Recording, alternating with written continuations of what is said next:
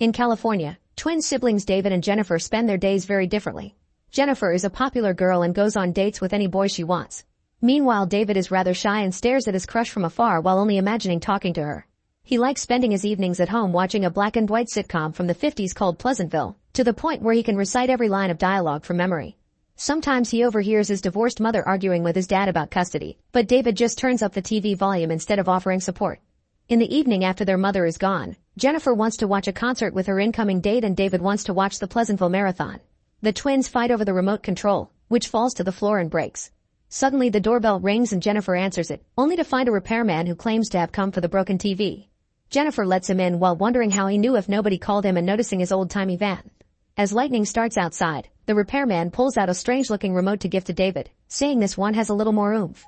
On his way out, the repairman comments on Jennifer's date, not explaining how he knew that either. Afterward, David turns on the television using the strange remote. He and Jennifer start fighting over it again at the same time that the two teens on Pleasantville also fight over a book. Suddenly the remote glows and the twins are transported into the television. They are now part of a black and white world, and even their clothes and hair have changed to match the characters. At that moment George, the father from the series, reminds them it's time for school. It seems the twins have truly taken the place of the series siblings and the other characters even call them by the fictional names.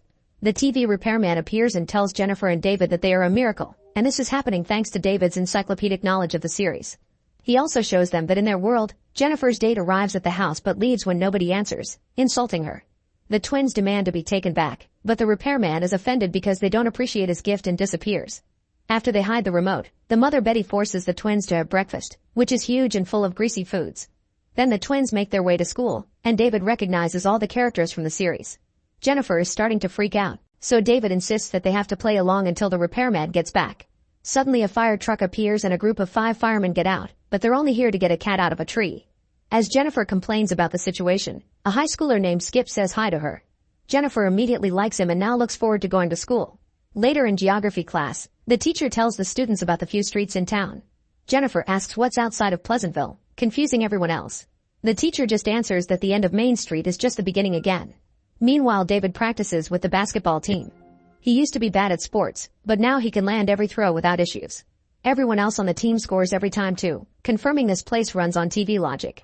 Then Skip approaches David to ask if he should ask Jennifer out. David recognizes this as the beginning of an episode and tells Skip that he should wait. Skip gets upset and fails his next shot, leaving everyone in shock. Realizing making out of character decisions may ruin this world, David rushes to tell Jennifer to go out with Skip.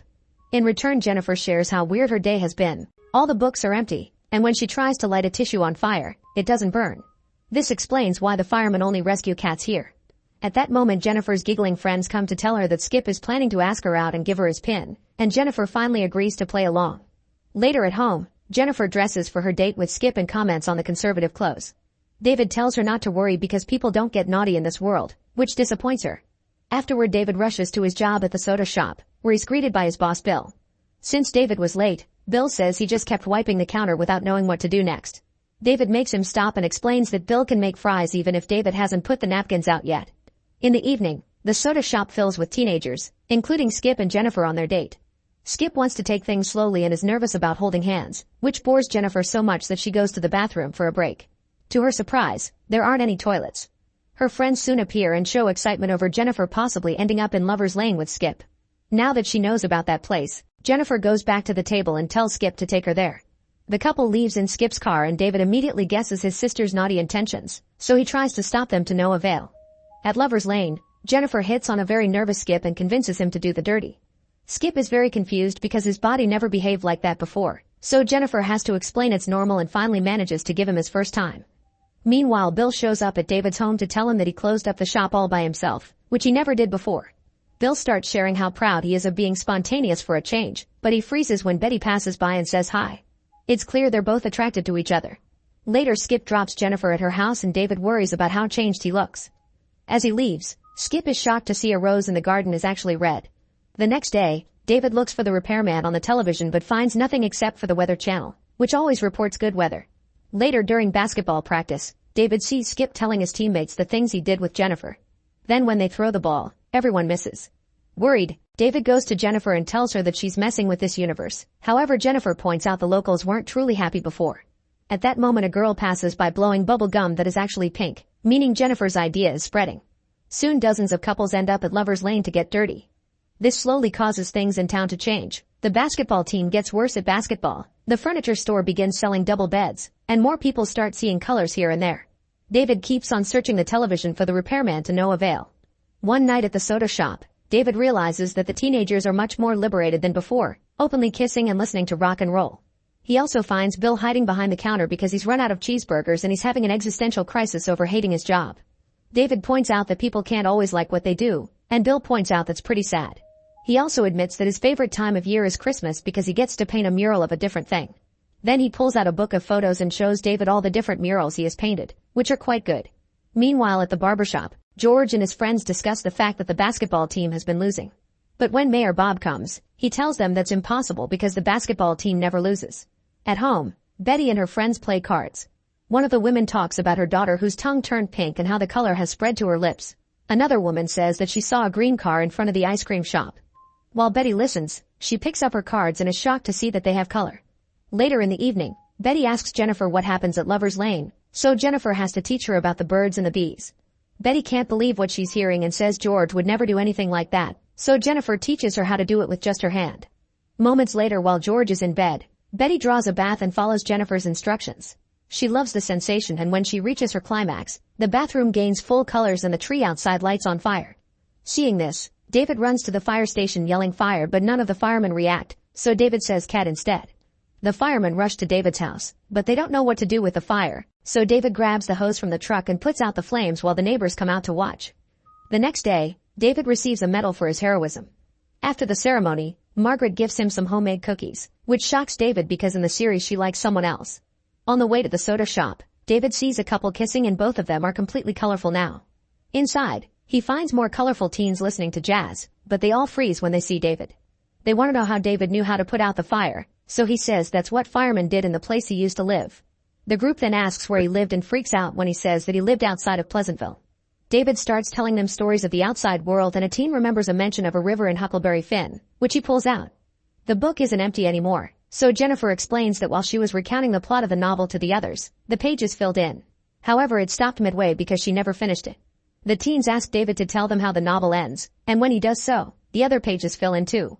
Excited, the teens bring out more books and David fills them all. Soon long lines of teenagers are at the library, wanting to check out more books. The men at the barbershop start to worry about all these changes in their traditions. Bob doesn't like where things are going either, so he visits George to rant about things like double beds and people quitting their jobs. Then Bob invites him to become a member of the Pleasantville Chamber of Commerce, and George happily agrees. To celebrate, George calls Betty to prepare some snacks, yet she doesn't show up. David offers to search for her and finds her crying at the kitchen sink because she's become colorful. She's afraid of being judged by her husband, so David grabs her makeup and helps her look gray again. Now she can go out since George never stopped calling her name instead of actually standing up. The next day at the soda shop, David gives Bill a book about famous paintings. The sight of such beauty truly shakes Bill up and he says he'll never be able to paint like that because he can't see colors. Moments later, David asks Margaret out, and she agrees.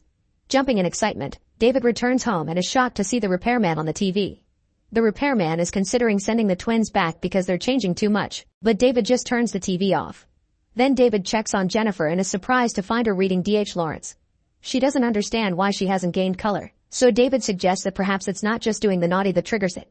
Sometime later, David and Margaret drive to Lover's Lane for their date. Almost everything in this area is colorful, and most couples are reading to each other while also getting their colors. David shares some stories from outside Pleasantville and Margaret feeds him fruits she's picked, even going to a tree to grab a fresh apple. Meanwhile, Betty is walking through town and notices a large painting on the window of the soda shop. She goes inside and finds Bill painting in new styles. He invites her to look at his paintings and shows her the famous art in the book. When Betty notices that the woman in the painting is crying, she cries as well and accidentally wipes off some of her makeup.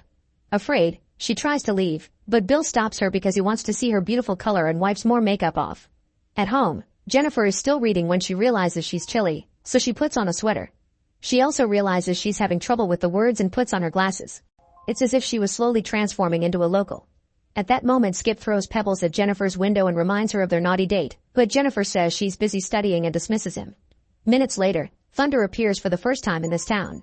George arrives home and calls for Betty, but she isn't around and didn't leave dinner ready for him. At the soda shop, Bill is painting Betty. When she gets up to observe the thunderstorm, She sees Bill's work and is surprised by the result. At Lover's Lane, it begins to rain very hard and everyone gets scared, so they run to a gazebo for shelter. David teaches them that rain isn't dangerous and walks out, laughing at the experience. At the same time, George also walks out in the rain, upset because his routine has been ruined. Not knowing what else to do, he goes to the bowling alley, where Bob and the other guys are horrified to hear his story. One of the guys shows a burn from an iron on the back of his shirt, explaining his wife has been distracted too. All the men hate losing control of their wives and agree to team up to fight against the changes in town. At the soda shop, Bill and Betty kiss. The next morning, the first rainbow ever appears over Pleasantville. Bill and Betty wake up and discover they're fully colorful, so is the soda shop. At home, Jennifer has also gained color. Margaret wakes up at Lover's Lane and is colorful too, but sadly David is still in black and white. Soon a town meeting is announced to discuss the changes. George tries to bring Betty to the meeting, but she refuses. An argument ensues as George says the color is temporary and that a wife should always have dinner ready for her husband, but Betty is done. She informs him she's prepared some meals for him in advance and teaches him how to heat them up, then she leaves. Meanwhile, David gifts Margaret her first umbrella, which used to be a theater prop. At that moment, a thug drives by and reminds them of the meeting while making fun of Margaret for being colorful. At the meeting, Mayor Bob addresses people's concerns about colors and says that they need to decide what is pleasant and what isn't, proposing to keep those categories separated. At the soda shop, Bill scrapes his mural off the window before noticing that Betty is coming towards him with a suitcase. The next day, many shops begin putting up signs that say no colors. A crowd gathers around the soda shop to stare in shock at the mural on the window, which is a painting of Betty with no clothes on. After checking out the mural too, David walks by the television store and sees the repairman on a screen. He wants to send David back to his world, however David refuses and just leaves. Suddenly he sees a group of high school boys harassing Betty, so David rushes to defend her by punching one of the guys. Terrified because they never saw violence before, the boys run away while David discovers he's finally gained color. Betty hugs him to congratulate him. Back at the mural, the crowd is shouting angrily and a man throws a rock through the window, breaking it. The crowd cheers and the need for violence spreads, so more people start attacking the shop. At first it's just the front, but soon they go inside and start destroying all the furniture, supplies, and other paintings. That night, the Greys start burning books in protest. Skip wants to burn Jennifer's book, but she snatches it out of his hands and runs away. She bumps into David and the girls, and together they go to the soda shop where they find Bill tidying up. The group immediately volunteers to help him. Soon Bob holds another meeting at Town Hall, telling the citizens that they need to set a code of conduct for the town. Later David reads the new rules to the colorful people at the soda shop. The rules put a stop to vandalism and urge courteous treatment, but also announce the closing of Lover's Lane and the public library. Things like rock and jazz music, umbrellas, big beds, and colorful paint are forbidden. Everyone is upset and afraid to turn on the jukebox, but David turns it on anyway and reminds everyone to fight for their rights. That night, all the colorful people sleep at the soda shop. David promises Bill he'll paint again, and they get an idea the next day. The newspaper boy is surprised to find David and Bill sleeping underneath a colored mural that depicts various prohibitions in the town, like couples kissing and books burning. A crowd soon forms to voice their disapproval, causing David and Bill to get arrested. Sometime later, George visits David in jail while eating cocktail olives right from the jar. He explains that Betty left 3 days ago and that he can't tell what day it is because his routine was broken. George wonders what went wrong and David says nothing, it's just that people change. At David and Bill's trial, they are charged with the intentional use of prohibited paint colors. David asks for a lawyer, but Bob says they aren't using one to keep things pleasant. Furious, David starts a speech about the important things in life, pointing out that there's no difference between the black and white people and the colorful people. David asks George if he misses something else besides the cleaning and cooking, making him look at his wife. Crying, George stares at Betty and admits she looks the most beautiful he ever saw her, causing him to gain color. As David continues to talk about the importance of expressing feelings, other people in the courthouse turn colorful as well. Bob gets angry, but David just taunts him until he snaps and gains color too. Everyone gasps and Betty gives David a mirror so Bob can face the truth. As a horrified Bob runs away, a person tells everyone in the courtroom to come out. The crowd rushes to the street and are pleasantly surprised to see the whole town is now full of bright colors. After Margaret kisses David, he wanders to the television store and sees they're finally showing images of the outside world, also in color. Later, Jennifer tells David that she's going to stay in this world for a while, hoping she can go to college here. David promises to come back and check on her soon, then they hug. After Jennifer leaves on a bus, David goes home and Margaret asks him to never forget about her while giving him a sandwich. Betty gives him a cardigan and says she's proud of him. Then the women watch David use the remote to finally go back to his world. Back in his living room, the Pleasantville Marathon is about to start, but David turns the TV off and goes to check on his mom, who is crying in the kitchen. She shares her worries and David offers some advice, shocking her with how smart he's become.